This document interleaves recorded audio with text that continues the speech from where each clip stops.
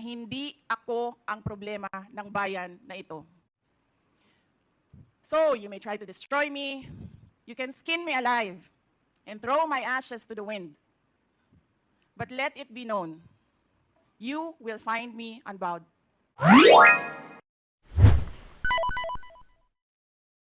Message, sir, or my statement regarding the point of order. Message? Mga kababayan, ladies and gentlemen, assalamualaikum, warakmatullahi wa barakatuh. Madayaw, mayong adlaw, kaninyong tanan. Magandang araw sa inyo lahat. The officials of the Office of the Vice President, as well as each and every one of our satellite office leads, were in receipt of a letter from the chairman of the Committee on Good Government and Public Accountability dated September 13, 2024, requesting our presence or that of our duly authorized representatives in today's initial deliberation with preliminary determination on privilege speech number 379. In view of the said letter, I am appearing before you today not only as the head of office, but more importantly as the duly authorized representative of all officials of the OVP.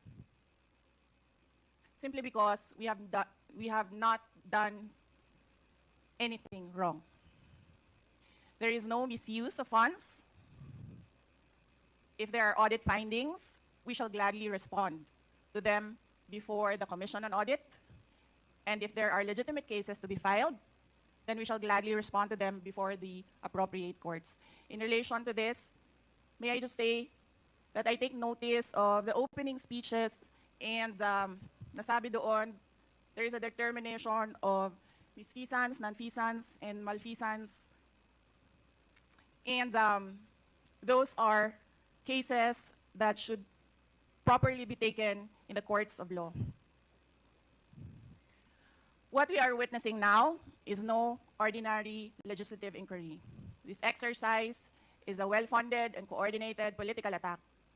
This much is evident from the very words of the privileged speech that prompted this inquiry. A speech that simply meant to say, do not vote for SARA on 2028. It is clear to me that this inquiry is not about misused funds, accountability, or governance. Instead, it is solely aimed at discrediting my name and my office to prevent future political contests. I have publicly stated my reasons as to why I've chosen not to defend the OVP's budget proposal for 2025. I have narrated the issues I encountered in previous years, which can easily be confirmed by looking at the NEP, the GAB, and the GAA for fiscal years 2023 and 2024. Further, I have even shared the drama that transpired last year regarding the confidential funds. Hence, just as we have done last year, we again leave the 2025 OVP budget to the pleasure of Congressman Martin Romualdez. I am not asking for any special treatment, nor am I asking you to uphold any tradition. There is no disrespect. All I am saying is that you have the complete freedom to do whatever you wish with the OVP budget.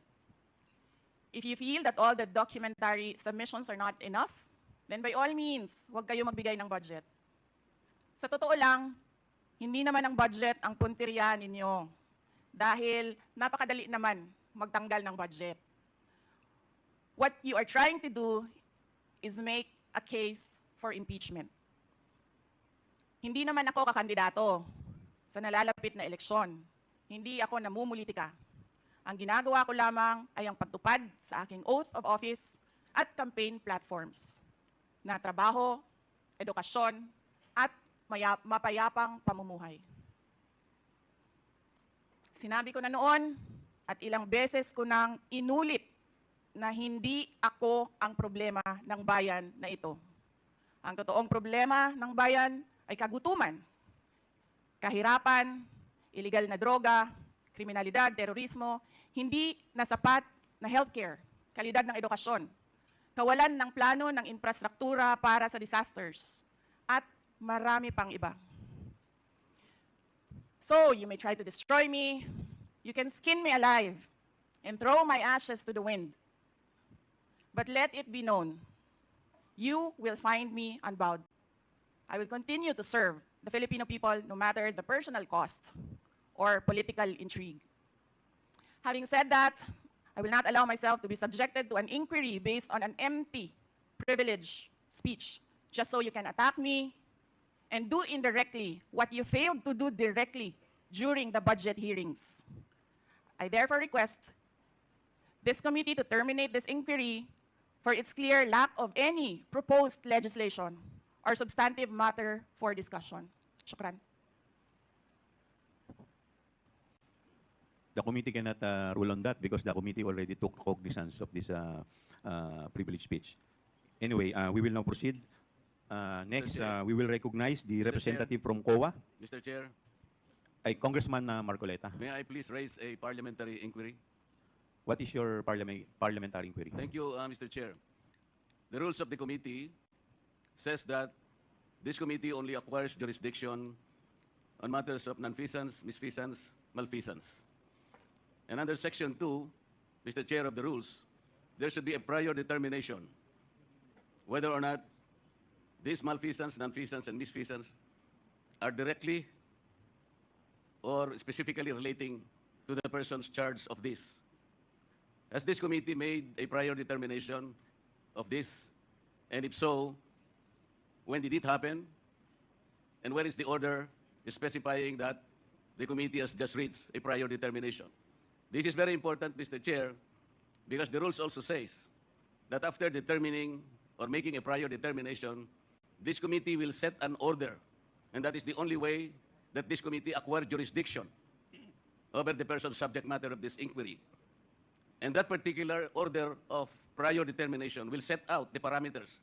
If I can make a comparison, Mr. Chair, in regular court, it is called pre-trial order, where the parameters of the inquiry, the presentation of evidence or explanations or allegations are limited to that set of stipulation. So considering, Mr. Chair, and I assume that there is no prior determination, I do not think how we can start the meeting today because we are supposed to observe the rules. I'm referring to Section 2 of the rules of this committee, Mr. Chair. Thank you. Thank you. To answer that, Congressman Marcoleta, we have already ruled on the preliminary determination a while ago. Medyo na late na po kayo. Now, with respect to your inquiry, that if we can proceed with this, considering that this is an investigation of malfeasance, misfeasance, and nonfeasance, let me walk you through.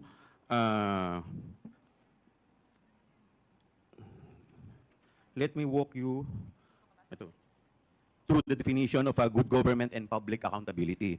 It provides that all matters directly and principally relating to malfeasance, misfeasance, and nonfeasance in office committed by officers and employees of the government and its political subdivision and instrumentalities, inclusive of investigations of any matter of public interest on its own initiative or upon order of the House. For the information of everybody, the issue on confidential fund is a matter of public interest.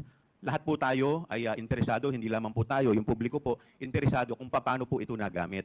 Kaya yun po ang dahilan why this committee has jurisdiction over the subject matter. But Mr. Yes, Chair, Congressman Marcoleta. Mr. Chair, under Section 5, there should be a record of preliminary determination. It says that the proceedings in the preliminary investigation or determination shall be recorded through stenographic notes. What you were mentioning are motu proprio cases. I am assuming that this committee started by way of a referral because of a privileged speech delivered on the floor by one of us. And so this is the main subject matter of this committee meeting, and to which we should first determine preliminarily whether or not this committee acquires jurisdiction. And I demand a record of preliminary determination under Section 5 because it says, upon termination thereof, Mr. Chair, the chairperson shall issue an order which shall recite in details the matters taken up. So what are the matters taken up, Mr. Chair? I think we should be able to comply with these elementary rules as specified in the governing rules. Well, considering that we have yet to proceed to the interpellation, we are still in the period of recognizing the resource person as well as the witness.